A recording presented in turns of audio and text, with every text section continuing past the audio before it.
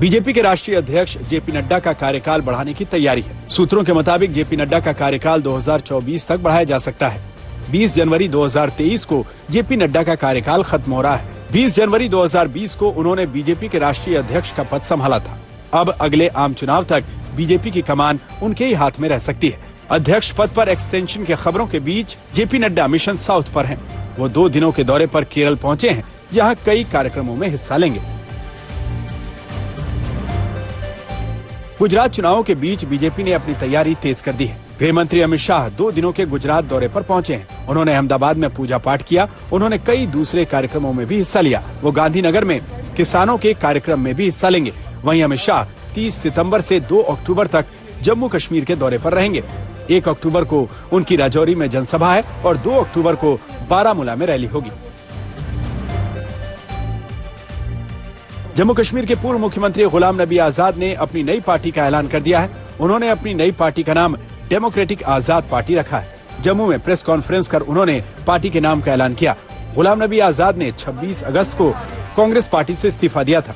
अपनी पार्टी की घोषणा करते हुए गुलाम नबी आजाद ने कहा कि पार्टी की विचारधारा उनके नाम की तरह होगी और इसमें सभी धर्मनिरपेक्ष लोग शामिल हो सकते हैं।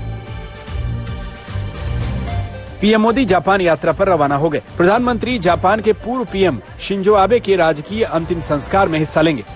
गौरतलब है कि शिंजो आबे की इसी साल जुलाई में उस वक्त हत्या कर दी गई थी जब वो एक चुनावी सभा को संबोधित कर रहे थे। जापान रवाना होने से पहले पीएम मोदी ने ट्वीट में लिखा, मैं जापान के पीएम और मिसेज आबे को हिंदुस्तानियों की ओर से शोक संवेदना जाहिर करूंगा। हम भारत और जापान की दोस्ती को और गहरा करेंगे। दिल्ली के सीएम अरविंद केजरीवाल ने गुजरात में सफाई कर्मी हर्ष सोलंकी के साथ बैठकर उनके घर खाना खाया। गुजरात दौरे पर केजरीवाल ने हर्ष सोलंकी को अपने घर लंच पर न्योता दिया था। इस निमंत्रण को स्वीकार करते हुए हर्ष और उनका परिवार दिल्ली पहुंचा था। जब हर्ष अपने परिवार के साथ दिल्ली पहुंचे तो राघव चड्ढा उन्हें लेने एयरपोर्ट पर पहुंचे थे। वहीं जब हर्ष अरविंद केजरीवाल के घर पहुंचे तो उन्होंने उसे गले से लगा लिया।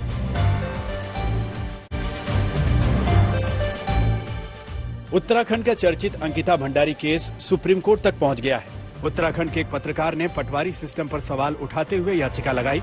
चीफ जस्टिस ने याचिकाकर्ता से कहा कि वो मंगलवार को कोर्ट के सामने सारे संबंधित दस्तावेज मेंशन करें। इस बीच अंकिता मर्डर केस की जांच फुल स्पीड में है।